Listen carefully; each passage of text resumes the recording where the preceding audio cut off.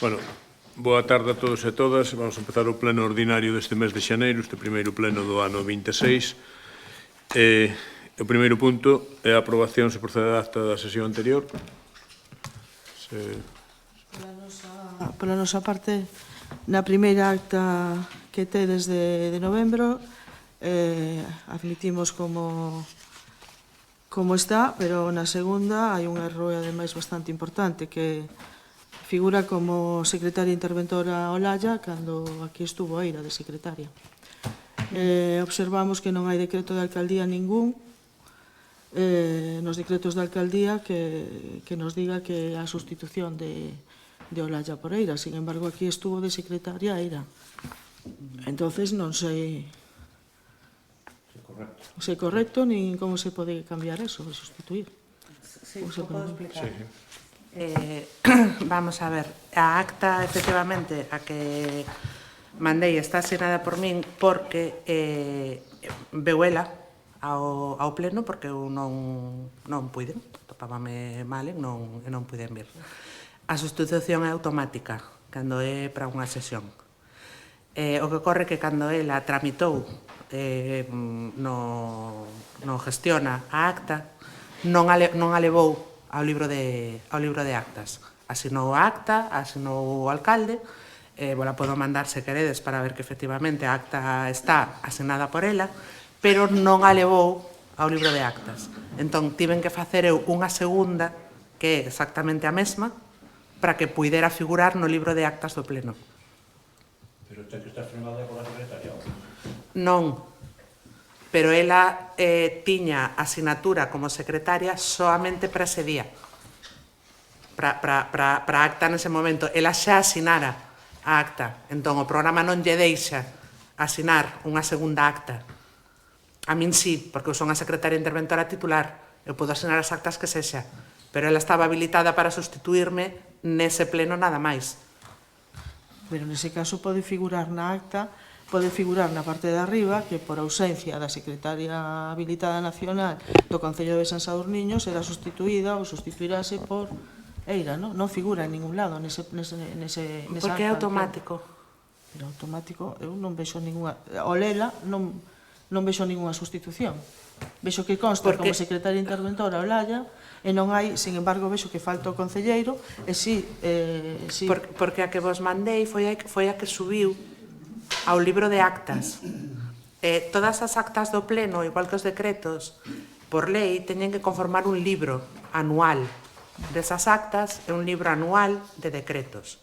Entón, nós temos automatizado un sistema informático polo cal, cando se finaliza un acta, métese o que se chama un circuito de procesamento.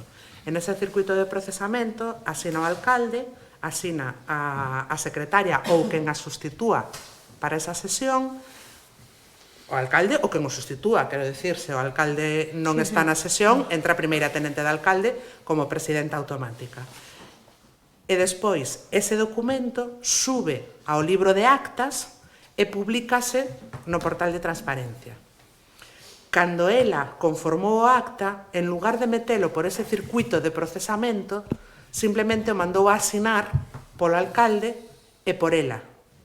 Entón, o programa, unha vez que ela xa asina a acta, lle bloquea a posibilidade de asinar máis actas. Porque ela foi a miña sustituta de cara ao programa para esa sesión, exclusivamente. E como non a elevou nin ao libro de actas, nin a publicou na transparencia, o tema de publicala na transparencia non hai problema, que o podería facer logo. Pero o libro de actas só permite subir un documento que ven dun proceso de acta do pleno. Entón, a única forma que eu teño de meter esa acta no libro de actas é volver a collela, asinala eu en lugar dela e metela no proceso de sinaturas e elevalo ao libro de actas.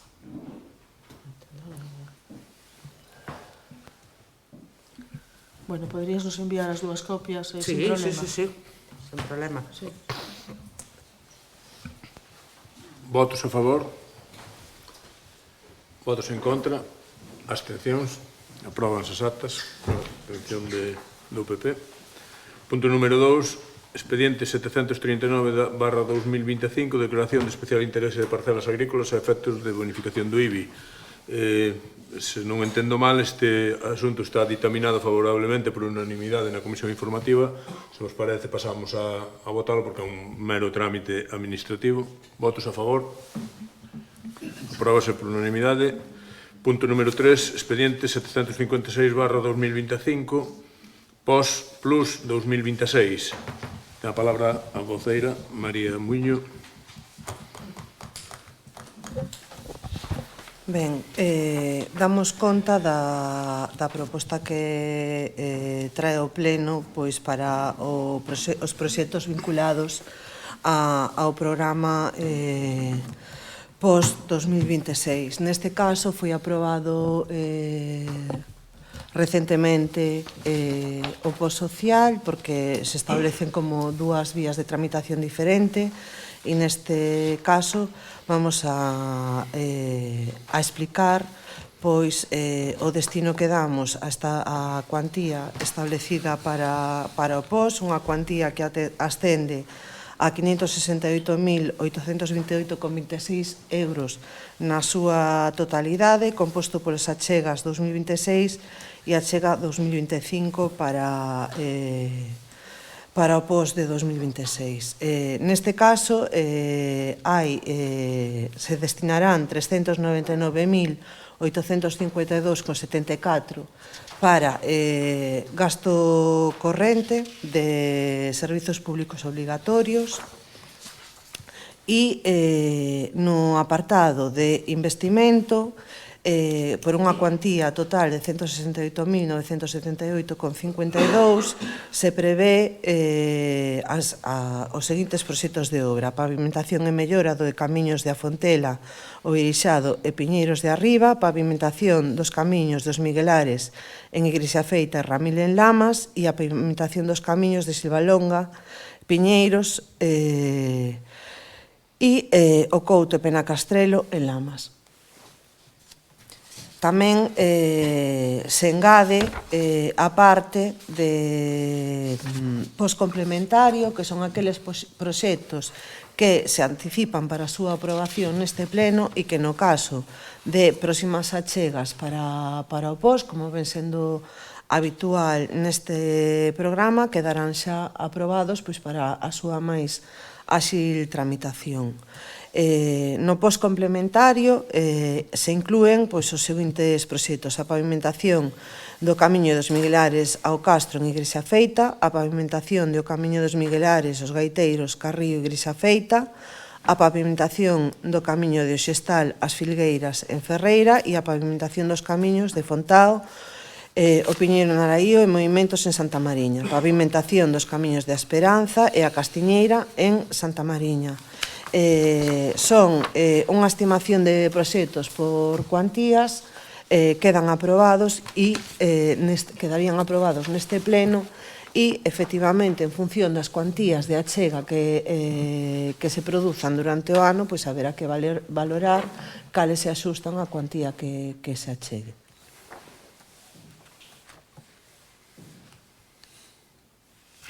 Juan. Bueno, a favor sempre de solicitar a subvención para a Diputación para sufragar os gastos que repercutan na mellora das prestacións prestadas polo Concello, a veciñanza. Belén. Pola nosa parte, xa falamos na Comisión Informativa, pois a favor de que se arranxen máis pistas que teñen bastante falta. Si unha cousiña que preguntei nesa comisión informativa e que además me foi contestado por parte do Concelleiro de Servicios, de Obras, perdón, preguntei porque había unha obra licitada que xa estaba licitada dun camiño de Santa Mariña e preguntaba se era a mesma, o sea que logo había outra no pos complementario, se era a mesma ou se había un erro, calquera me díxome que non, que era outro tramo, que se trataba de outro tramo da mesma pista. Entendo que últimamente facemos tramos de pistas, non facemos pistas enteiras. Entonces, cando sale cando anunciades, asfaltamos, facemos, movemos, resulta que últimamente son 200 metros e vamos dunha, 300 doutra, 500 doutra. alegrome de que se arranxen, pero se é posible, vale máis arranxar unha enteira e non andar a tramos. Digo, non sei, a nosa percepción. A nosa parte votaremos a favor, A ver,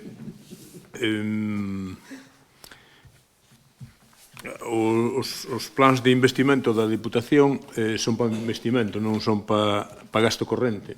Son para investimento, ten que ser proxectos de investimento, co cal non permiten o bacheo dunha pista en unha pista completa, bacheada.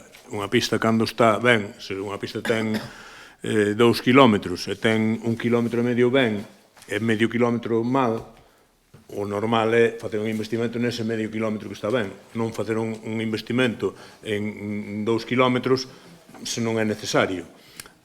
Poderíase facer unha reparación deses 500 metros como un bacheo, pero iso non podería entrar no POS, co cal imposibilito. Non obstante, para a tranquilidade de todos, cando se informa a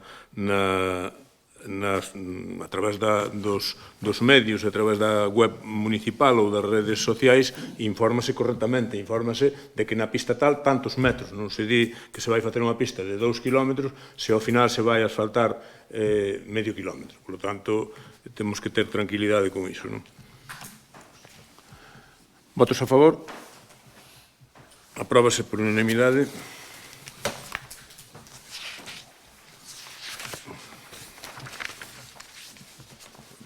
Seguinte punto, tes aquí a orde do día, non sei onde me vai. Non está aquí, está aquí. Punto número 4, expediente 8/2026, Rúa Rosalía Castro. A palabra, María. Este punto da orde do día trae pois a proposta de nomear a vía que na actualidade está nomeada de xeito xenérico coa letra C, que sería pois a vía que vai paralela ao CPI de San Sadurniño e ao pabellón municipal, e a nosa proposta para nomear esta rúa ás portas pois do mes de febreiro do día de Rosalía e nomeala como Rúa de Rosalía de Castro. Vimos nomeando diferentes puntos do espazo público de San Sadurniño e considerábamos pois que nesta ocasión era oportuno apostar por nomear un lugar do espazo público de San Sadurniño adicando este espazo pois a unha muller, e sendo así sin entrar nunha grande dialéctica, porque creo que non é necesario estenderse para xustificar a relevancia de Rosalía de Castro, pois entendemos que escollendo un espazo para nomear mulleres, pois como non facelo pois cunha das máximas referentes galegas como ela. Juan. Bueno, a favor de poñer o nome de Rosalía de Castro, que figura que non imos descubrir hoxe, e que compartimos galegos e galegas como a representante sinalada do noso país. Se quería deixar unha suxerencia para o futuro, por se hubiera que nomear outros espacios públicos, e sería facer unha consulta ao alumnado, que igual os nenos teñen outra perspectiva, igual non, ledicia ou amistade, bueno, por si no futuro, e sentiríase partícipes. Belén. Pola nosa parte xa falamos na comisión informativa, tamén apostamos de que noutra ocasión pois fora nomes de persoas ou de personaxes ou de xente de San Sadurniño que fixera algo polo povo, ou mesmo pois está ben, o que propongo do Partido Socialista tamén está ben, é outra opción. Sí, bueno, eu só comentar unha cuestión. Nós aquí en San Sadurniño pois tampouco hai moitos espazos, tampouco hai moitas rúas que teñan a necesidade de ser de poñerlles un nome, non? O que se puxaron foron, cando o proceso de numeración, os camiños, os que eran camiños, puxoselles o camiño o nome do topónimo ou do microtopónimo do sitio onde estaban, É certo que normalmente os concellos que teñen rúas, prazas e tal, teñen unha ordenanza que regula como nomear eses espacios, non? A min pareceme correcto o de preguntarlle ao alumnado e tal. Non obstante, temos que ser conscientes de que cando se pon unha cousa facer unha homenaxe ou algo a unha persoa determinada ou tal, e outra poñerlle un nome a un espacio que vai quedar para sempre, non? Hai que ter certo tacto á hora de poñerlle, non? Ten que ser un nome que teña o máximo consenso posible a poder ser a unanimidade de todos, porque é unha cousa que queda para o futuro. Normalmente non se empregan nomes de persoas vivas porque é así, é dicir, porque a vida dá moitas voltas e hoxe unha persona pode ser a máis merecedora de calquera nome, pasado mañá pois é unha persoa repudiada por todo o mundo. Entón, é dicir, con esas cousas sempre hai que ter cuidado. Por iso, os concellos grandes e non tan grandes que teñen que poñerlle nome a prazas, rúas e tal, normalmente teñen unha ordenanza que regula como se fai. Nós aquí non temos, pero sí que se o día de mañá pois hai que nomear algunha rúa, algún espacio e tal, pois non temos ningún problema en consensualo previamente e facer as consultas, pareceme ben ao alumnado. Ao mellor se facemos ao alumnado, pois salen un Son Goku ou unha cousa destas. Se, home, non pasa nada, pero ao mellor non é o máis acaído, non? Despois, ou algunha cousa rara. Pois, sin máis, votos a favor, apróbase por unanimidade. Punto número 5, moción para a defensa da recuperación da sanidade pública galega. Ten a palabra María Muñoz. Efectivamente, e por desgraza, máis unha vez traemos a este pleno unha moción que ven sinalar a situación de emerxencia xa casi dramática da nosa sanidade. Facémolo pois ás portas do chamamento a unha mobilización para este domingo, no que, bueno, a cidadanía se mobilizará pois para reivindicar o que é xusto unha sanidade pública galega de calidade e con recursos suficientes pois para dar a atención que merecen os galegos e galegas á súa saúde.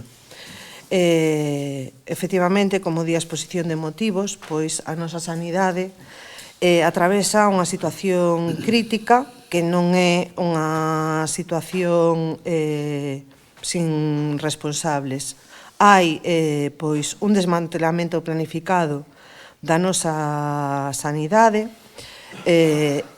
unha que responde pois á acción e a estrategia política pois que sigue o goberno do PP da Xunta de Galiza. Non se fixo unha previsión pois para reorganizar a sanidade a realidade e necesidades da cidadanía, non se fixo unha previsión sobre os recursos necesarios pois para afrontar as xubilacións dos profesionais do sistema e se aposta pois decididamente por compensar estas carencias da nosa sanidade pública pois por unha derivación cada vez máis forte pois a centros privados pois que se sufragan con fondos públicos, co diñeiro de todos e de todas.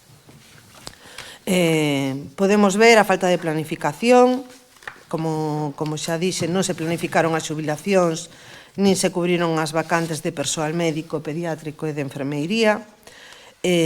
Hai unha situación de precariedade laboral, o habitual que estamos vendo o vemos no noso propio centro de saúde é non sustituir as baixas ou o uso de contratos precarios que sobrecargan o personal con cupos imposibles. Un colapso asistencial, existen semanas de espera para unha cita de atención primaria, as urxencias están colapsadas, os PACs sen persoal médico en máis de 200 concellos en pediatría. As listas de agarda, actualmente hai máis de 360.000 persoas agardando por atención sanitaria en Galicia. Temos o exemplo da nosa comarca que cuns datos dos peores de toda Galiza.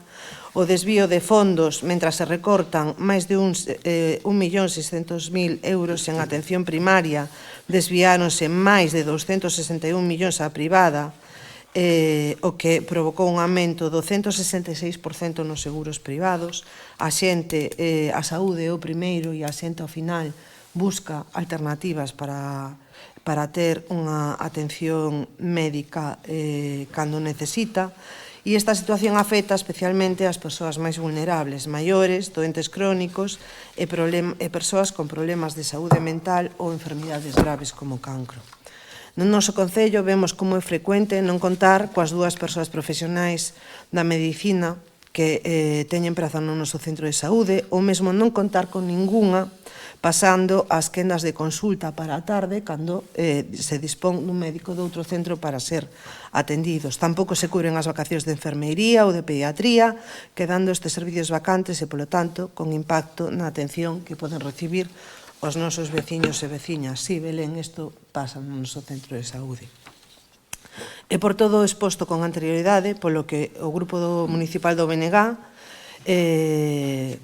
propón a adopción dos seguintes acordos. Instar a Xunta de Galicia a reforzar a atención primaria, incrementar o orzamento destinado á primaria ata acadar o 25% do total sanitario, garantindo centros de saúde accesíveis, con citas en demora e profesionais suficientes. Garantir a pediatría, asegurar a atención pediátrica para todas as crianzas en todos os concellos. Executar un plan de choque que poña en marcha medidas inmediatas contra as listas de espera e asegurar que os hospitais funcionen ao 100%, sen plantas pechadas nin quirófanos baleiros. Dotar de persoal as urxencias, garantir que tanto as urxencias hospitalarias como os puntos de atención continuada conten con persoal suficiente de xeito permanente, implementar un plan urxente de saúde mental, dar resposta á crecente demanda deste servizo con recursos públicos suficientes, rematar coa privatización, poñendo fin ao desvío de recursos públicos cara á sanidade privada e iniciar a recuperación dos servizos privatizados, manifestar o apoio institucional deste Concello á manifestación convocada por SOS Sanidade Pública para o vindeiro domingo 1 de febreiro en Compostela e dar traslado esta moción á Presidencia da Xunta de Galicia, a Consellería de Sanidade e aos grupos parlamentarios do Parlamento de Galiza. Juan. Dende o PSOE sempre defenderemos os servizos públicos de calidade, sendo a sanidade un dos pilares do estado de benestar, o maior esforzo debe ser loitar pola súa defensa. Gostaría imaginar que na moción faise hincapié principalmente na dotación de recursos humanos, pero consideramos que os espacios físicos onde se leva a cabo a tarea asistencial tamén é importante. Además, tendo en conta que fai uns días hai un xornal a entrada de agua no noso centro de saúde, pois, bueno, un pouco estar tamén aí atentos a ver se ponen que cando mellora a climatoloxía, pois se leva a cabo as actuacións. Estamos a favor. Belén. Bueno, por a nosa parte, creo que seguimos na mesma línea que seguimos desde hai moito tempo. Presentamos unha moción, sacamos de palabras SOS Galicia de cabeza, pero seguimos defendendo lo mismo. Entendimos sempre, e además quero que conste en acta, que a sanidade debe mellorar, a sanidade pública galega. Outra cousa é escoitar algunhas cousas como as que escoitamos aquí. Parece que isto está totalmente precario, e non é así. Falamos de cousas do noso centro de saúde que eu debo de ser de fora porque, por desgracia ou por suerte, visito bastante a menudo. E hai cousas das que falas aquí que me sorprenden, sinceramente, porque eu tamén a uso bastante a menudo. Cando hai un de baixa, hai un sustituto. A min tocoume sustituto, desde logo. Os orzamentos da Xunta de Galicia de sanidade para o ano 2026, porque a Xunta de Galicia ten orzamento xa, no Concello de San Sadurniño ainda non, pero a Xunta si os presentou. Iso non é certo, temos orzamentos. Prorrogados. Pois iso é orzamento. Por matizar. Prorrogados. Porque hai que falar con propiedade. Prorrogados. falamos con propiedade, prorrogados. Temos 5.458 millóns de euros, o sea que subimos un 5,1% o orzamento de sanidade, co cual non baixamos nin reducimos, elevamos. Que sea suficiente ou non? Pois posiblemente se necesite máis, tampouco dudamos, nin duvidamos, pero que suben, sí. Que hai cousas que se necesitan mellorar?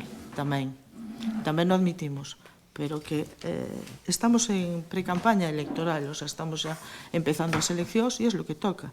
Sanidad, educación e transporte a partir de ahora. E é lo que va a pasar de aquí hasta o ano que ven. Esperemos que mellore a sanidade pública? Sí. Que se busquen máis recursos para a sanidade pública? Sí.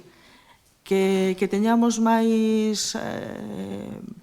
poder ter máis capacitación para investimentos e para todo iso? Tamén.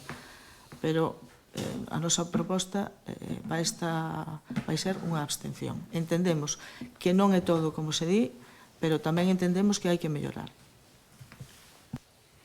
Queres intervir algo ou non? Sí. Guau, de nota. Realmente, o que é unha desgracia é ter que repetir unha e outra vez esta temática. A saúde, Belén, é un dereito universal. E é un feito obxectivo que cada vez está nunha situación máis precaria. Quero decir, o lamento de que nos goberna, de que estamos así porque non hai médicos, é un feito obxectivo, non? A xerencia sanitaria non hai médicos, non hai médicos. Eu supoño que quen goberna terá que saber a previsión de xubilacións das súas plantillas de persoal e terá que ser capaz de prever e planificar a sustitución. Que pasa? Que cando a planificación é a de rebaixar o gasto e poñer unhas tasas de reposición que nos traen ao momento no que estamos agora, eso tamén é planificación política. Pode haber máis diñeiro no orzamento, tamén importa como se gasta, a donde vai dirixido ese diñeiro. É verdade que hai un montón de operacións, probas médicas, que se están realizando nun hospital privado nesta comarca e costa diñeiro de fondos públicos. É verdade que ser enfermeira, que ter moitos postos na sanidade require para traballar, ir co pijama no coche e estar atento a que te chamen e estar disponible todo o tempo e ás veces traballar día tras día tras día sin descanso para poder acumular puntos e chegar a ter unha praza con dereito de vacacións, etc. E a xente se cansa e hai contratos pois noutros sitios fora daqui ou mesmo na privada que che dan unhas condicións de vida pois que son as que quere todo o mundo ter. Así que a precarización inflúe en que non teñamos persoas disponibles para traballar. Na medida en que non hai persoas disponibles para traballar, efectivamente, non se cubren vacacións. Se están cubrindo, hai un acordo no que se paga moi ben facer coberturas dentro dos Sergas que implica que os médicos se movan dun centro de saúde para outro. E ás veces, como pasa aquí, se desviste un centro de saúde para ir cubrir as baixas a outro. E isto, efectivamente, sí que pasa. Me alegro que non che cadrara a ti. A min sí que me cadrou. De que me cambien unha cita da mañán para a quenda de tarde. Porque os médicos non están ou están nalgún concello dos de arredor. E isto, efectivamente, pasa. Si hai vacacións en enfermeiría, nos quedamos con un facultativo solo, ten o doble de xente. Vivimos nun concello rural que require de facer visitas a domicilio moitas veces, porque temos moita xente maior. Unha persoa que queda sola, pois o ten máis complicado e peor atención. E xa non vamos a falar da situación das listas de agarda para citas de especialidade, para unha operación, ou da situación tremenda e tráxica das unidades de saúde mental. A falta de psicólogos nos centros de saúde, etc. etc. E isto é unha realidade. Cando o pediatra está de vacacións, non hai pediatra nin aquí, nin en Moeche, nin en Cerdido, nin as Somozas. E iso é tamén un feito. E ás veces, cando nos quedamos sin pediatra aquí, volvemos a tardar moreas de tempo en ter un pediatra. E sí, recentemente acabamos de ter unha persona sustituta, menos mal, no posto de medicina, é certo. Estaba el solo moitos días, cadroume de ir bastante. Creo que non é electoralista defender un dereito. O triste é que para ti sí que o sexa.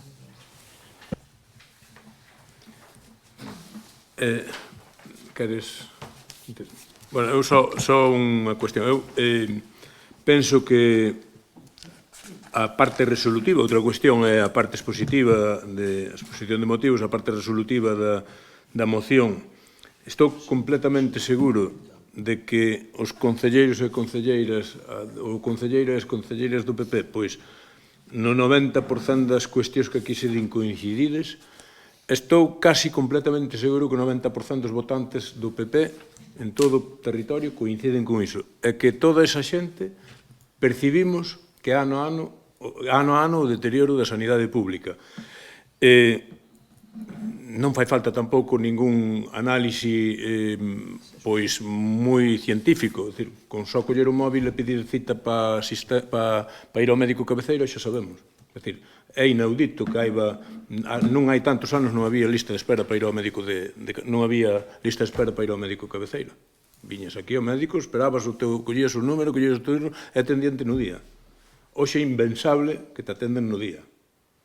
Ves a urgencias, terás que ir a urgencias. Iso é impensable. Iso é un dato contrastable. Despois, eu pediría a Belén que cando che pasen os argumentarios, que che os pasen ben. Canto incrementou o 5,1? Bueno, pois os datos da Xunta pon o 3,9. Pero, por certo, o incremento, no incremento vai todo. Claro, se ti construyes un hospital, se FCC construye un hospital ou a empresa X construye un hospital que vale moitos millóns de euros, hai unha parte que vai imputable ao presuposto dese ano. Entón, se incrementa o presuposto de sanidade. Non quere dicir que teñamos máis médicos. Podemos ter máis sacos de cemento comprados pola Consellería, pero non máis médicos. É dicir, iso son datos que hai que ter en conta. A sanidade, quen está collendo a parte do pastel é, entre eles, o Grupo Quirón ou o Grupo Rivera Salud. Ese sí que están incrementando ano a ano e a pasos agigantados a súa conta de resultados. E máis todo o que iso acompaña. Iso sí que é aí onde realmente está, a onde estamos destinando os recursos da xente. Por que? Porque a sanidade é un nicho de negocio moi importante. A sanidade, o cuidado das persoas, todas estas cuestións é un nicho de negocio moi importante e nos lo queren coger. Por iso, o deterioro paulatino da sanidade pública. Para que? Para que vayamos... Decir, cando estás fastidiado xa te buscarás a vida para curar. Pero a sanidade pública é un dato totalmente obxectivo, decir, é asegurar ahora mismo que está este ano peor que o ano pasado. E avanzamos a pasos agigantados cara a un deterioro total do público. Por lo tanto, eu ben sei que vos damos un argumentario, e utilizado ese argumentario, claro. É dicir, a Xunta non ten cartos, claro, non ten cartos, porque en Madrid dixeronlle que tiñan que renunciar á quita da deuda para repetir todos constantemente. Quitamos a deuda porque quitan a deuda e son 400 millóns de euros menos que ten cada ano a Xunta de Galicia de pago de intereses. Por qué? Porque en Madrid dixeron que había que renunciar á quita da deuda e pagamos a deuda. En vez de que o Estado nos colla 4.000 millóns de deuda que ten a comunidade autónoma que hai que pagar todos os anos, que vai en detrimento de poder dedicar á sanidade, á educación, aos servicios sociais, pois van para pagarlle á banca, porque incluso a Xunta de Galicia ou a Comunidade de Madrid, en vez de ter a deuda no FLA, no seu momento, cando o Estado habilitou fondos para iso, o que fixe a Xunta de Galicia foi pediros á banca privada. E pagamos religiosamente todos os meses. Pero agora, o Estado, penso que permiteu que as comunidades autónomas poideran quitar parte desa deuda e poder destinar os cartos que teñen que destinar a pago de intereses, destinalo á atención das persoas, pois o PP dixo que non, en Madrid dixo que non, e na Xunta, pois, dixeron que non tamén. Iso que a traducción práctica diso, que temos 400 millóns menos cada ano. Ben sei que repetides, non é que iso non quere dicir que desaparezca a deuda, non, ten o Estado. Pero eu prefiero que teña o Estado non a Xunta. O Estado poderá comprar un avión de guerra menos, bueno, e ese é o problema del Estado. Pero quen presta os servicios que perciba a cidadanía son as comunidades autónomas. Que a sanidade, a educación, os servicios sociais, todo iso. Bueno, pues, se o Estado ten que menos cartos, menos recursos, bueno, pues terá menos cartos para atender o Museo do Prado ou cosas desas. Pero o que son os servicios esenciales préstanos as comunidades autónomas. E dixámoslle que non, que preferimos seguir pagando os 4.000 millóns. E iso nótase nisto. Por certo, eses 2 puntos que xixeron que gastaban demais, dilles que corrixen o dato, porque hoxe é tan fácil como a mirar na página da Xunta. En 2 minutos. É unha trola. Non vale dicir bulos. Votos a favor. Votos en contra. Abstencións. 3. Punto número 6. Moción para instar a Xunta de Galicia a implicarse na resolución do conflito do transporte de viaxeiros por estrada da provincia da Coruña. María Muñoz, tes a palabra. Bueno, por introducir ben o tema, vamos a decir que estamos fronte a unha situación de actualidade, estamos pois no medio dunha folga das persoas traballadoras do sector do transporte, unha cuestión, bueno, que só ven a sinalar, aínda con máis forza, pois as carencias e o impacto que ten pois na vida das persoas. E ese realmente é o motivo, sinalar as reivindicacións dos traballadores e traballadoras e sinalar o impacto dunha mala praxe política en relación á planificación do transporte, da mobilidade na nosa comunidade autónoma. E ese é o motivo, non é outro. Unha cuestión que, ao final, lle afecta ás persoas e que ten que ver cos seus dereitos. Efectivamente, o transporte público por estrada é un servizo esencial para a cidadanía e, de xeito especial, pois, nunha comunidade que ten unha estrutura territorial como é a nosa. Son moitas as persoas que cada día dependen deste servizo pois para acceder ao traballo, aos centros educativos, sanitarios e a outros servicios básicos. Vamos a sinalar que alá onde teñan pois servizos con suficiente frecuencia e como para que cumpran con esta finalidade. Non é o caso de San Sadurniño.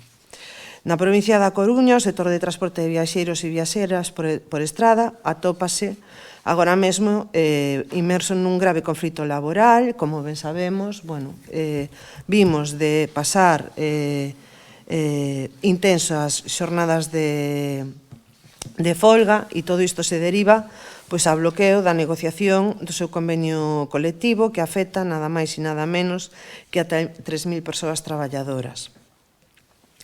A cuestión, as reivindicacións que teñen pois están asociadas a que o convenio leva 4 anos caducado e non recolle avances normativos básicos en materia de conciliación, control horario ou dereitos laborais, nin garante incrementos salariais dignos, nin cláusulas de revisión ligadas ao IPC.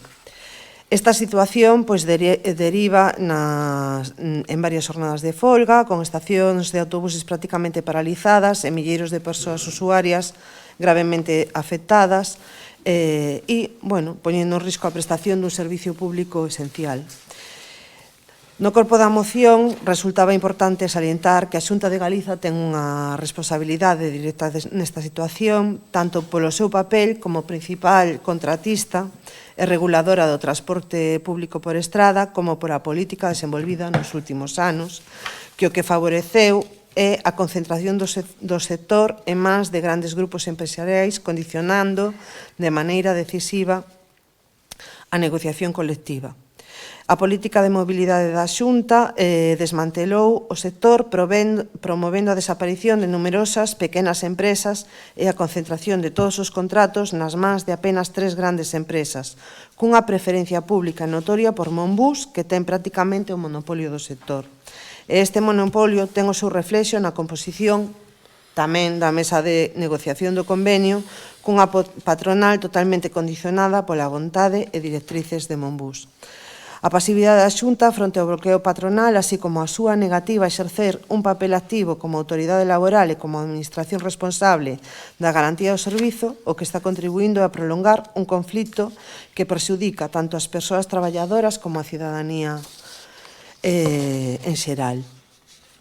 O acordo que propoñemos é o de instar a Xunta de Galicia a implicarse activamente na resolución do conflito do transporte de viaxeiros e viaxeiras por estrada da provincia da Coruña, reuníndose como parte social da mesa de negociación do convenio colectivo e dirixirse ás empresas concesionarias do transporte público por estrada, lembrándolles a súa obriga de negociar de boa fe e de garantir condicións laborais dignas nun servicio esencial para a cidadanía. Bueno, sendo un elemento esencial para vertebrar o rural, non se pode ter un servicio de transporte de viaxeiros por estrada tercermundista, por iso sumámonos á moción. Belén. Bueno, pola nosa parte, entendo que o Servicio Público de Transporte debe de dar servicio e debe de estar actualizado, pero non é o caso desta moción. O caso desta moción é que hai un problema de bloqueo por un convenio colectivo que non se poñen de acordo nin a patronal nin os cos representantes dos traballadores e que teñen que poñerse de acordo. Entonces, a mí foi moi gracia cando diz a Xunta ten unha responsabilidade directa para solucionar ten unha responsabilidade para solucionar o problema que hai co convenio colectivo. Non, en esa parte non pode incidir neso. Non é motivo da Xunta. A Xunta o único que pode facer é mediar. E creo que xa o fixo en máis dunha ou dúas ocasións, a través do Consello Galego de Relacións Laborais, que tampouco se puxeron de acordo. Entón, cal é a función da Xunta de Galicia? Bueno, pois, garantir unhos servicios mínimos. Xa os fai. Está mirando que se cumpran, e se non se cumpran, sancionar que se cumpran. Obligar a que se cumpran esos servicios mínimos. Pero iso de chegar a unha solución co convenio colectivo non é función da Xunta, é un traballo que deben de arreglar e solucionar a patronal cos representantes dos traballadores. E aí a Xunta non ten voz ni voto, sentarse con eles. Pode mediar e decirles que se poñan de acordo, polo ben, pero negociar, non, que eu sepa. E poido vir aquí polo tema dos traballadores da LRPT, pero non podo dicir nada, Tienen que negociarlo entre ustedes y los trabajadores. Yo no puedo decir nada.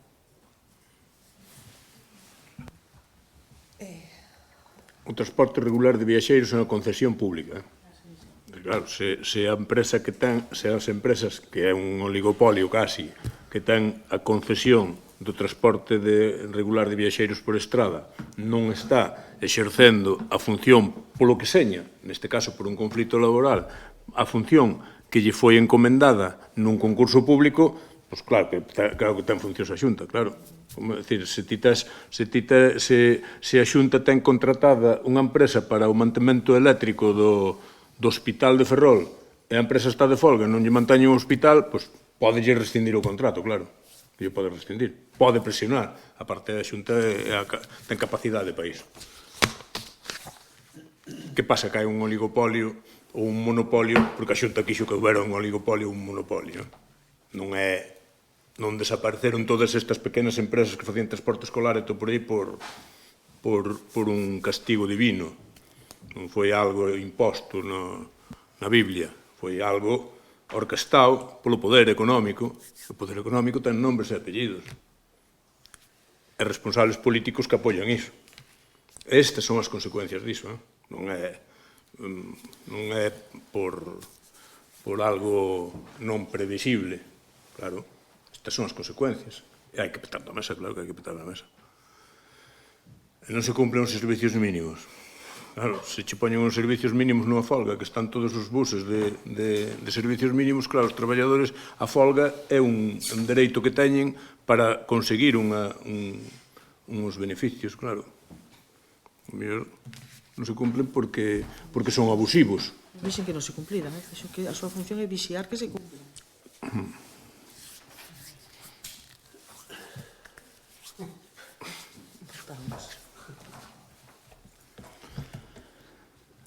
Votos a favor? Votos en contra? Queda aprobada con 8 votos a favor.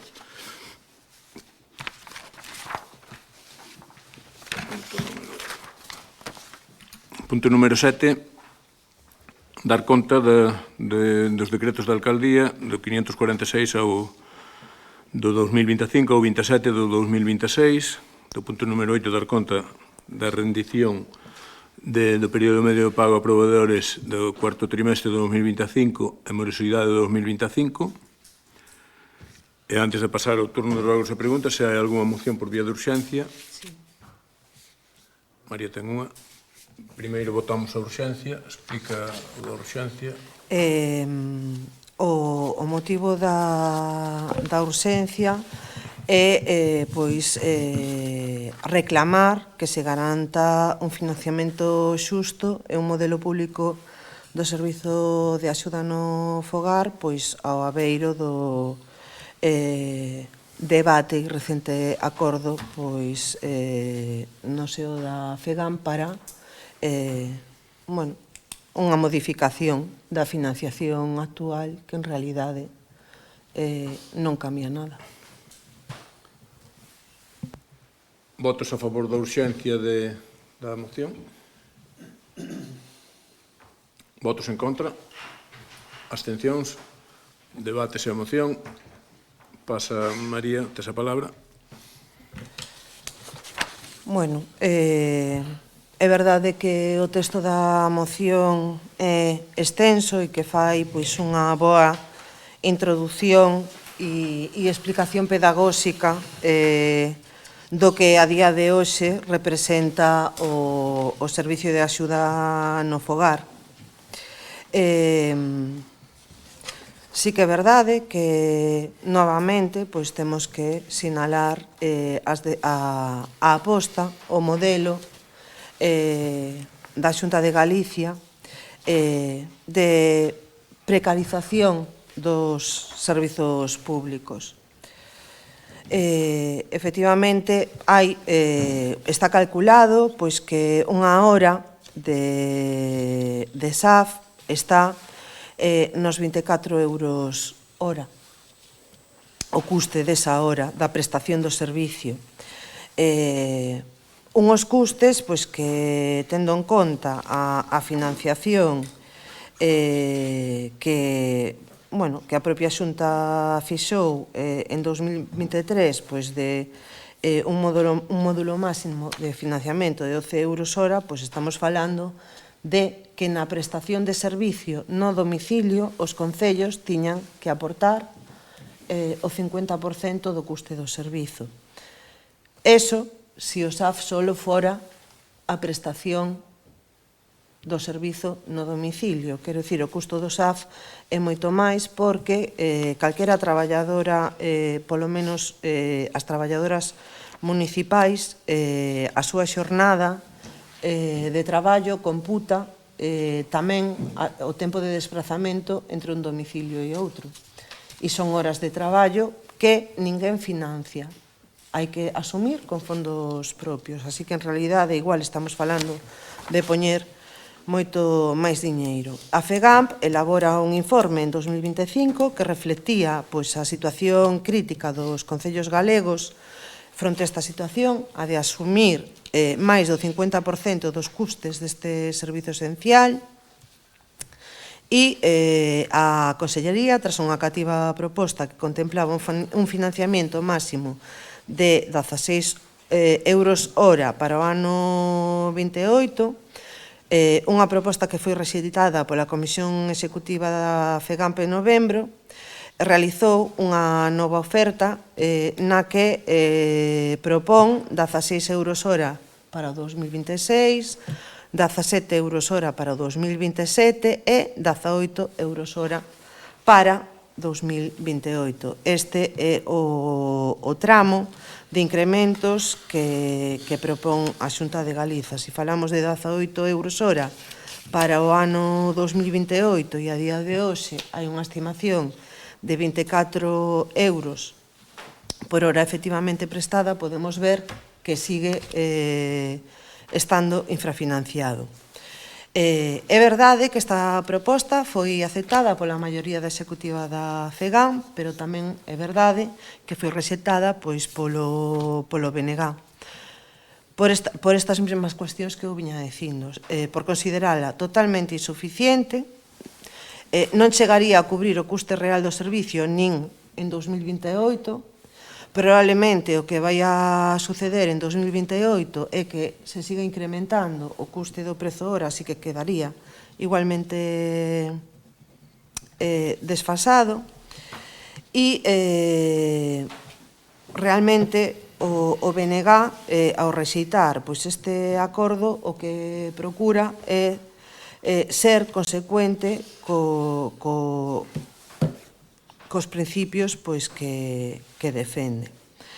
Polo tanto, ao abeiro deste acordo da propia FEGAMP, esta moción o que reclama é reclamar á Xunta e ao Goberno do Estado un incremento progresivo do financiamento do Servicio de Axuda no Fogar ata cadar hasta facer posible que a Xunta abone aos concellos a cantidade de 17 euros hora con carácter retroactivo desde xaneiro de 2025, 20 euros hora neste ano 2026 e que no ano 27 estea asumindo o 100% dos custes da hora efectivamente prestada, é dicir, aquela prestada no domicilio.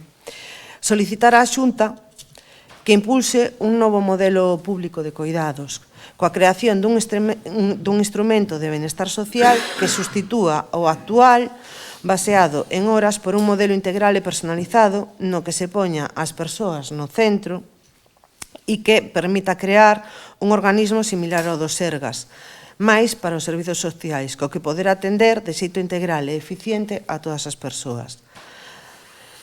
E dar traslado esta moción á Presidencia da Xunta de Galicia, Consellería de Política Social e Igualdade, Goberno do Estado, FEGAMP e grupos parlamentarios. Juan. Bueno, sempre dende a defensa dos servizos públicos de calidade e estando a todas as administracións implicadas a que cumpran con os seus compromisos, tendo en conta o recente acordo alcanzado coa maioría executiva e sen obstar que o desexable sería acadar o 100% da financiación para liberar os concellos deste gasto, pois vamos a votar a abstención. Belén. Bueno, por a nosa parte, teño algunha dúbida, porque deses 16 euros hora que se propoñen, que parte corresponde á Xunta de Galicia, o sea, a comunidade, e que parte ven do Goberno Central? Porque aí está incluído a parte que ven do Goberno, non? Central. Son as dúas cantidades, suman as dúas cantidades. Eses 16 euros hora de costo, non? A ver, os gobernos non poñen os cartos. Bueno, vale, O Estado. sí, do O Estado. Estado transfire ya a Xunta unha parte que non ven transfire unha parte para atención á dependencia, non ven cuantificado tanto para SAF, tanto para centros de día, tanto para residencias, tanto para xantar na casa, é unha cantidade que ven para o conxunto de dependencia.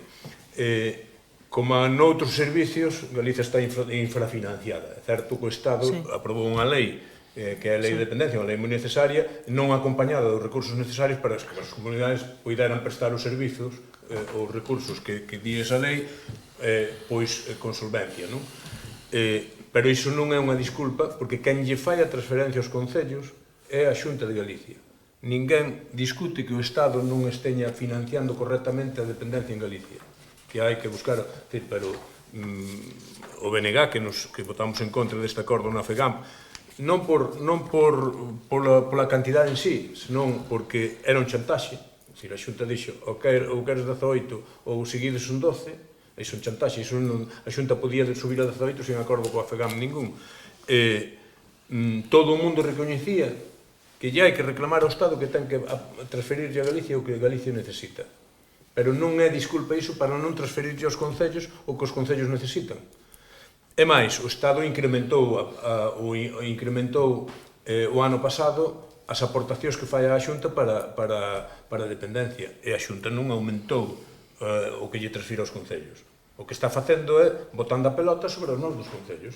Quen ten que falar coa xente, quen ve o día a día son os servicios sociais municipais nos concellos. A xente non vai á Xunta protestar porque ten unha lista de espera que é insostible. Entendes? É por unha cuestión puramente económica, porque a Xunta non está transferindo os cartos necesarios para prestar ese servicio. Fálase dunha media de 24 euros, porque na media vai todo. Nas zonas rurales é bastante máis de 24, e nas zonas, nos concellos onde se presta directamente o servicio, moitísimo máis. Porque aparte a Xunta transfíreche ahora mesmo 12 euros, despois da 16, cando empeza a transferir 16 neste ano, pero por hora efectiva prestada. Pero a hora efectiva prestada non é o mesmo nunha cidade ou nunha concentración de poboación que nunha zona rural onde as poboacións teña dispersas, onde unha parte importante, o mellor posiblemente que se acheguen en os casos ao 20-25% da xornada dos traballadores son desplazamentos entre domicilios, e iso non paga a Xunta. Por lo tanto, iso incrementa o valor do precio da hora. Entón, o que se está facendo é insostible un servizo. Cunha particularidade, na maioría dos concellos, sobre todo nos concellos grandes, está externalizado. Falaba aí na moción de que nas últimas licitacións salen por 24 euros, pero se estáse pendente dunha negociación dun convenio colectivo moi precarizado que vai significar un incremento considerable no precio da hora. Por qué? Porque a xente necesita cobrar máis. Necesita cobrar máis porque hai pouca xente para traballar no sector, hai que dignificar o sector, e iso vai incrementar o precio da hora. E co cal, o que se está facendo é asfixiando económicamente os concellos. Canto aporta a Xunta, canto aporta o Estado? A ver, os cartos aporta o Estado todos, porque vivimos nun Estado que a financiamento, aí que explicar o que é o financiamento, o financiamento recauda o Estado todo, e o Estado transfirelle cartos ás comunidades autónomas aos concellos. O sea, os cartos veñen todos de Madrid, que é Madrid o que recauda todo, e pois danos o que lle parece, ou o que está establecido, mas ben o que lle parece. Entonces, dánolos todos, e a Xunta distribúlleos despois. Todos os cartos veñen de Madrid. A Xunta, impostos propios, a Xunta ten moi poucos. Iso é o que pido BNG, cambiar o modelo de financiamento, recaudamos nosotros e depois transferimos a Madrid o que lle teñamos que transferir. Pero preferimos coller nosotros os cartos primeiro, non que non os dean eles. A ver, non sei decirche o dato exacto de porcentaxe que corresponde. O que sí que chego a no SAF non se sabe. O que non o sei decir.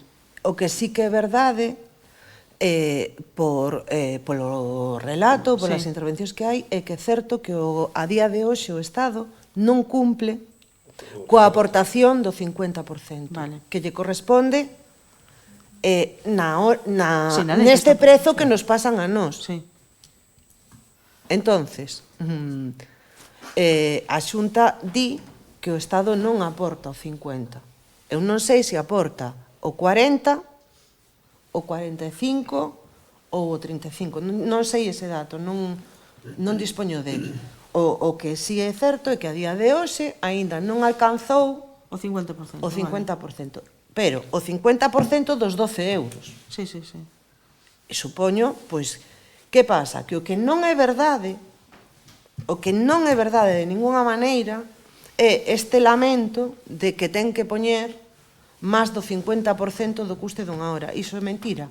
O que é verdade é que quen está pagando máis do 50% son os concellos. E son os concellos, o Concello de Arteixo, o Concello da Coruña, o Concello de Ferrol, o de Moeche, o de Cerdido, o de San Sadurniño, dá igual. E o que sí que é certo é que os concellos non todos podemos ingresar o mesmo, porque as nosas realidades son moi diferentes. Entonces, o que pasa é que vai chegar un momento que, dependendo de onde vivas, vas ter dereito a uns servicios ou a outros. E é así, é desigualdade. E realmente, a trampa deste acordo da FEGAM é que podemos estar nunha loita eterna de si che poño 5 céntimos máis ou 5 céntimos menos, podemos estar racaneando en canto se paga a hora, porque só pagan a hora desde que un auxiliar entra pola porta hasta que se vai. Pero é que resulta que os concellos en Galiza son dispersos. E resulta que se hai que mover polo territorio. E os concellos ese tempo o pagan. Ese tempo o pagan. E ninguén contempla que deba de entrar na financiación do servizo. Non está contemplada. Entonces, aínda te ves máis afogado. Entonces, chegados a este punto, no que a maioría dos concellos teñen contratos externos para xestionar os servicios, que a maioría das persoas que traballan en axuda no fogar se están resindo por un convenio lamentable e precario, e na que hai unha tensión coa prestación deste servicio a nivel de todo o territorio galego, que o que está facendo é poñer en perigo este servicio e a atención ás persoas, do que temos que falar realmente é de modelo. O que se di aquí é que se acepta unha progresión na financiación ata acadar o 100% nun horizonte do ano 2027. E o que se pide é a creación de un ente público para a xestión deste servicio que a día de hoxe é un dereito, que é a única maneira de garantizar que se vives en Arteixo ou vives en San Sadurniño, teñas o mesmo servizo. É a única maneira, e isto é o que se pide. Pero o que está pasando xa non só é que racaneamos na hora, é que eses fondos que se transfiren de dependencia á comunidade autónoma, como se están gastando? Se están creando prazas públicas, residenciais, de centros de día, se está contribuindo a fortalecer o servicio público de SAF nos concellos? Non. Volvemos ao mismo, un modelo completamente privatizador cos cheques. E aí vai o diñeiro. Ese diñeiro que non alcanza o 50% que ten que poñer o Estado, a hora de decidir en que gastamos, en que investimos, se chama cheque, que mercadea. E ese cheque chegará a quen poda complementar o que custa e non chegará a quen teña unha pensión da agraria. É dicir, afonda na desigualdade. E do que temos que falar é, se queremos que a atención á dependencia seña desde un ente público ou se queremos seguir apostando e debatindo si 12, si 15, nun eterno debate que o que vai pasando ano tras ano tamén na atención á dependencia é que cada vez está máis precarizada e máis privatizada. E é así. Pero a como está salindo ahora neste concello, por exemplo? Unha hora de SAF, a como sale? A 24 euros? A máis. A máis. Bastante máis. Unha hora normal. E unha hora extra? Igual, a hora, as hai horas horas. son horas. Claro. Non hai aquí. No. Non. O sea, que a persona que traballa un domingo ou un sábado non ten... Está no seu horario laboral. A xornada habitual. O sea, xornada laboral de lunes a lunes. No, Belén. Descanso. No. Vamos a ver. A xornada extraordinaria é aquela que faz por encima da túa xornada ordinaria. Se ti tes unha xornada ordinaria de 32 horas e faz 32 horas, independentemente de como esteña distribuída a xornada, non son horas extraordinarias. Horas extraordinarias serían as que faz a maiores de 32. Pero naide fai máis xornada que é que ten que facer. Ninguén fai máis xornada, non poñes esa cara, ninguén fai máis xornada que é que ten que facer. E máis, os problemas que temos no SAF, non aquí só, senón en todo o SAF, porque é un servizo pois que a súa xestión é complexa, porque estás atendendo persoas, un dos problemas non é o exceso de xornada, un dos problemas é cando se recortan xornada por un falecemento dun usuario ou algo. É dicir, é que hai xente que non cumple a xornada anual. eu quero aclarar unha cousa. Como é o servicio, o sea, como é o servicio de axuda no fogar de dependencia? É algo que ben regulado e que di que un dependente ten dereito a recibir o seu servicio de lunes a domingo. Vale. De aí que o servicio de axuda no fogar seña un servicio que funciona de lunes a domingo.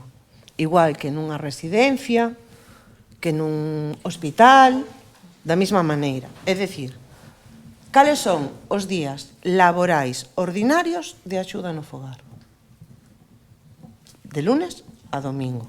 Outra cousa é que se eu teño 30 horas de xornada, eu poido estar de quenda de domingo. Bueno, o máximo aquí son 24 horas, o sea, 26 Non, ou... o máximo é o que estás ti, decir, a maioría da plantilla teñen 30 horas. 30. 30. Sí. Non son 24, son 30. Outra cousa despois, isto é o que... Claro, cada traballadora fai a súa quenda laboral, as horas que ten no contrato. Se che toca traballar en domingo, pois é a túa quenda laboral. Porque, quero decir, no hospital tamén se traballa o domingo e de noite.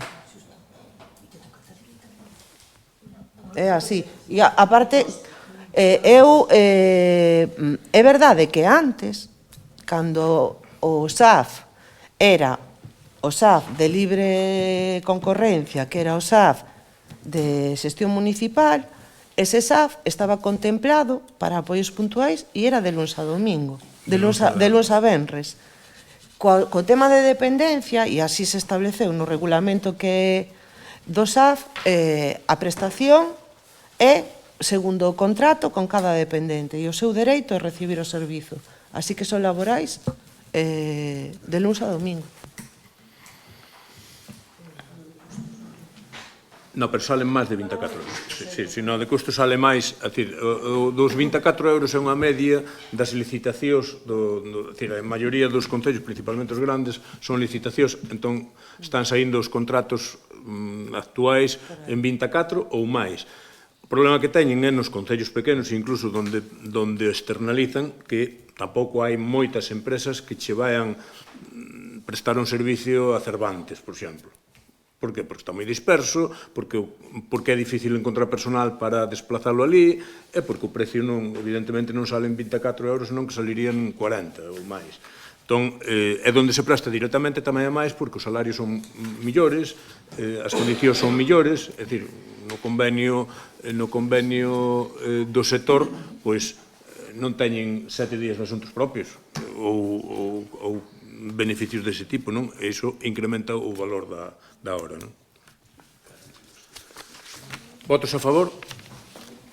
Votos en contra? Abstencións? Queda aprobada a moción. Punto número 8, punto número 9, rogos e preguntas. Algún rogo? Dalle. Bueno, fai unhas semanas estivemos aquí no pleno e apoiamos todos o tren de calidade. Eso, sin que importe o partido que pertenezco, esta semana estivo o Ferrol Oviedo cortado, entón, bueno, pois eso, seguir a estar para que tengamos un tren de calidade. Por lo menos nesta comarca, non nos afecta o Ferrol Oviedo, o Ferrol Coruña tamén é importante, pero, bueno, estar a seguir a loitar por a defensa do tren. Tomamos nota do rogo. Máis rogos? Preguntas? José Luis? Eu teño unha pregunta porque tuve un problema no pleno extraordinario pasado, non puiden ver a documentación, vin ao Concello para que me fixeran en papel, porque supoño que a podo pedir en papel, non? A documentación do pleno. Ao final si me deron, pero non me parece normal que me cobren as fotocopias. Me cobraron as fotocopias. Aparte que non me deron a documentación, me deron a citación, nada máis. Entón, quería saber se iso é normal que se cobren as fotocopias. A ver, eu son alcalde, e chégame ben, non son o xurista do Concello, evidentemente. A obligación que temos os concelleiros, o movimento asociativo, por exemplo, é dirixirse á administración de xeito electrónico. É unha obriga. É dicir, unha asociación de veciños cando... Pero eu non teño por que ter. Teño. Ti és concelleiro. Pero non teño por que ter nin ordenador nin teléfono. Bueno, pues, pero... E teño dereito a recibir sempre, as administracións hai unha lei en facilitar ao usuario, sempre que sea posible, na maneira que o pidan. Ti es un concelleiro, es un cargo público e tes obriga de relacionarte coa administración electrónicamente. Pero non teño por que ter ordenador nin... Bueno, non queres ter o problema teu. Pero a administración pública hai unha lei que dice que a administración pública que ten que facilitar ao ser posible na maneira que o pida que o pida o usuario. A ver, José Luis, unha cuestión. María foi deputada provincial, ti ses deputado no Congreso dos Diputados ou na Deputación, entras no Xestiona, na Deputación entras no Xestiona ou no TEDEC e baixas a documentación de aí se a queres baixar. Se non tes ordenador e non te queres baixar, pois non baixas. Podela pedir, hai unha lei. Pero que lei é? A ver, que lei é? Que tes ti aí? Lei /19/2013, del 9 de diciembre. Derechos de la información. Efectivamente, hai un dereito a obter a documentación, pero ese dereito non é gratuito. É outro tema. Non, quero dicir, a pregunta é que non me parece normal. Eu non sei se todo o que está aí arriba se lle cobra fotocopias. Ao mellor dicen que a fixaron na casa, non. Pero a mí non me parece normal que por un momento puntual que nun concelleiro un día non poida e que o pida en papel e sendo para representar ao povo aquí que se lle cobran as fotocopias. A mí non me parece normal. Será coa lei, pero non me parece normal. E indo aí mirar.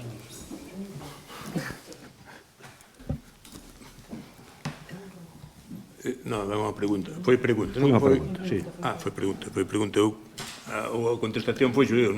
A primeira noticia que teño de que non... Pero, bueno, vamos a ver, ti és unha persoa que a fenda digital tela superada, é dicir, pois eu insto, se non tes ordenador na casa, que non tes por que telo, temos unha aula CEMIT maravillosa, vas pola mañá e vas á aula CEMIT e baixas... Se agradece, que non é o caso, pero digo eu, que naide te obliga... Non, pero, a ver, vamos, estamos na era de decir, temos que, nos cargos públicos temos que dar exemplo tamén Hombre, claro, non llevamos a exixir a tampouco vexo que ciudadanía. puntualmente un día que pasa algo que non se poida imprimir en papel a documentación para un concelleiro, digo eu, non sei. É unha pregunta, se hai que cobrar, dice que sí, e que papel sí se pode dar, vale, xa está, a pregunta xa está, non é mal. Outro tema é, falamos hai 2 meses aquí no Pleno, acordadevos que vos preguntei da empresa que levaba o alumeado, e vos dixen que non funcionaban as 3 farolas na pista onde está a depuradora. Non sei cal é o problema, siguen sin funcionar, e non minto, porque hai 2 meses que estuvamos aquí no Pleno, xa me tachastes de mentiroso outra vez, levamos 2 meses e pico, siguen sin funcionar. A concelleira di que pasa todos os días por ali, que me dixo no outro Pleno, está grabado, eu penso que é un pouco pasividade, porque ti si tes liña verde, e podrías haber sabido que pasa aí, non? Nesas 3... Xa contestei no anterior pleno cal era o problema que se está resolvendo, enviouse a carta a todos os... Nos de Cornide, no tramo de Cornide. O tramo que vai desde a depuradora a... A carretera Ferrol Viveiro. Ti dixeche na carretera de Pedroso, que era o problema. Sí, a carretera de Pedroso. Non é iso. A de depuradora. Hai 3 farolas no puente que non funcionan e xa non funcionaban daquela. Que foi que vos dixen, se iban ao outro lado, porque non amañaban esas, aquí no Pleno. E siguen sin funcionar. Mira, comprobarase a ver por que non foron amañadas.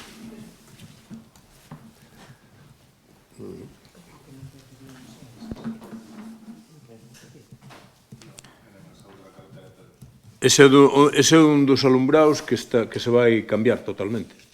Se non teño mala información. Aquí encima do puente, que é un puente estreito, e encima, e leva, pois xa tivo, no outro pleno non estaba, non sei que pode levar, agora 3 meses, sin esas 3 farolas. Bueno, ali, temos que dicir tamén, por se hai xente que esteña vindo pleno, que é un tramo que non hai casas, non? Tampouco os coches teñen luz. É dicir, hai moitos. Pasan coches solos no puente. Vale, mirarás a ver. Máis preguntas? Preguntarvos, porque, como ben dixeches ti hoxe durante o pleno, infórmase correctamente na páxina do Concello. Entonces, na páxina do Concello, fai uns días, sacachedes que iba a deslicitar para completar o postcomplementario 2 En Santa Mariña, un camiño na Castiñeira, exactamente pon os metros, como dixo Secundino, 510, e logo 200 metros no lugar da Esperanza. E hoxe acabamos de aprobar o post complementario que tamén leva pavimentación de camiño na Esperanza e na Castiñeira. A portavoz do bloque ten diante os proxectos, porque andivo aí, ellos vimos, eu non os teño, supoño que non che... O sea, que o fixeches na túa casa, como ben dixo o Luís antes, e que non lle supuxo ás arcas municipais ningún gasto. Pero non o sei. Na comisión a explicación foi, que nos explique Manolo ahora que se pode, que é outro tramo no mesmo lugar. É así. O tramo que vai no POS é o que non vai no adicional este. Vale, entonces ahora a pregunta é, realmente é operativo facer no mesmo lugar, nun momento, un tramo e logo volver e facer o seguinte tramo e non, pregunto, non é máis operativo xuntar e decir, pois xa que vamos preparar aquí, imos a preparar as pochancas nun lado e máis no outro? Contéstoche, o POS adicional son uns fondos da Diputación que se van habilitando ao longo do ano que non sabes de canta cantidad dispós. Fixemos un proxecto pequeno de 30 e pico mil euros, que era o mínimo que permitía, porque co último POS adicional, cos proxectos que tiñamos aprobados, fixéronse todos os do POS complementario, cos proxectos que tiñamos aprobado, había quedábanos un remanente de 20 e pico mil euros. Entón, aportamos nosotros algo para chegar aos 30.000. Entón, fixemos o proxecto ese cos 30.000, o treito que máis urxencia tiña nesa pista, fixémolo con ese tal. Despois sai o POS este, e cando sai o POS este, o que facemos é completamos o que faltaba aí. Vale, entonces, iso, neses lugares vaise traballar 2 veces en 2 anos diferentes. Ou, polo menos, con uns cuantos meses de diferencia. Ou non. Se sai o POS rápido, o mellor, pois é simultáneo. Vale. Outra pregunta.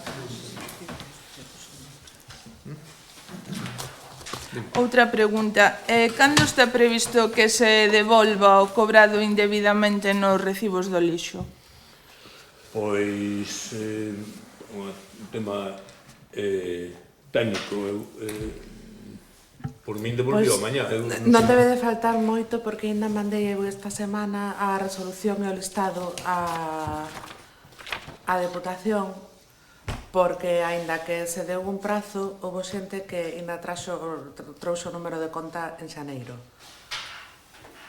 Entonces, a explicación é que estivemos esperando a que viñera o último e agora xa temos o tema solucionado. A ter comprobado, lembro que se non foi no último pleno, foi na comisión que se preguntou precisamente que pasaba se quedaba xente sen traer o número de conta e precisamente dixen que intentaríamos contactar con todo o mundo e que as devolucións non se poden facer hoxe 4, mañá 5 e pasado 15, isto vai por remesas e quen fai a devolución é a Deputación e a Deputación non me acepta que eu lle mande hoxe un listado e dentro de 15 días lle diga, mira, quedaronme 4 persoas fora. Esa Deputación non me acepta, teño que mandar yo todo. Por iso digo, agora o listado xa está completo. Claro, tanto dos que foron domiciliados como os que non. Xa están todos os veciños contactados con eles.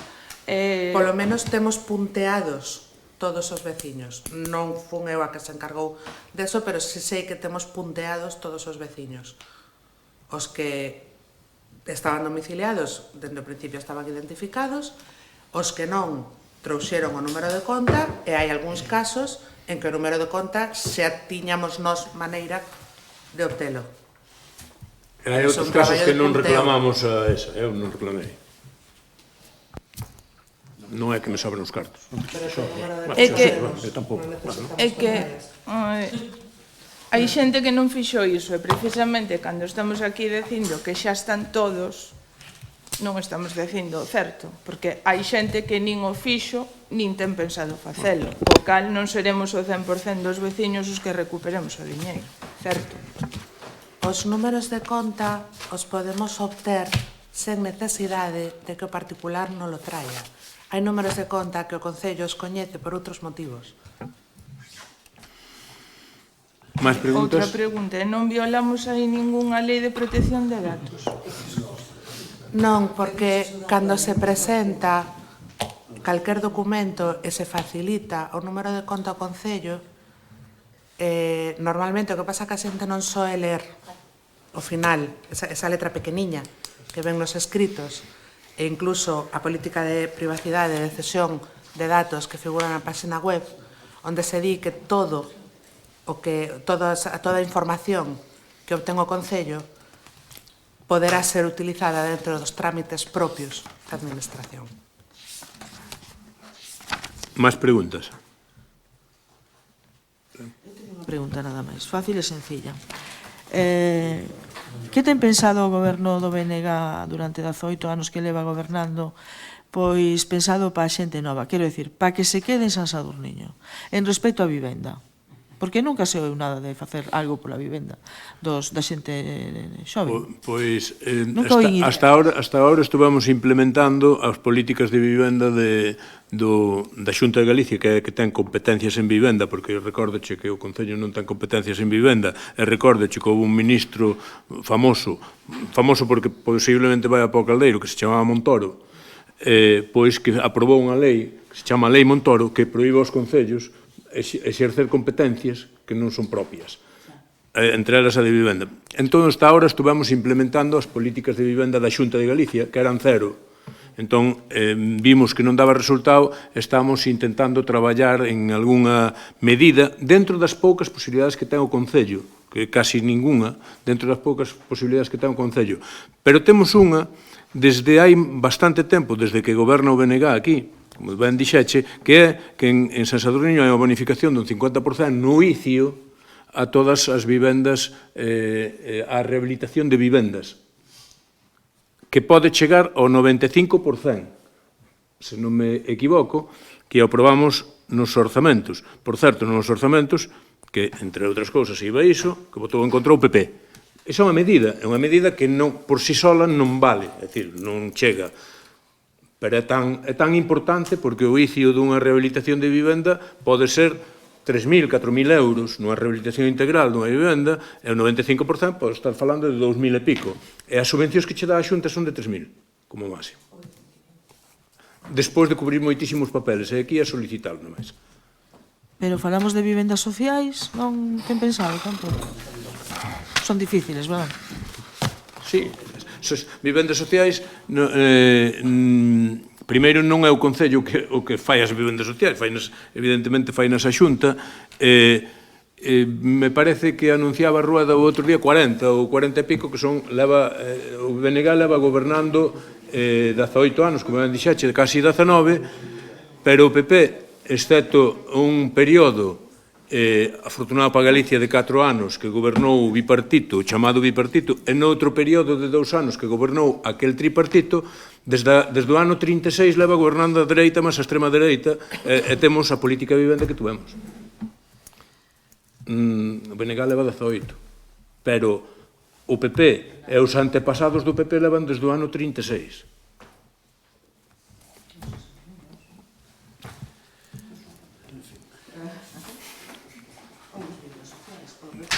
O 36 do século pasado. Hai máis asuntos?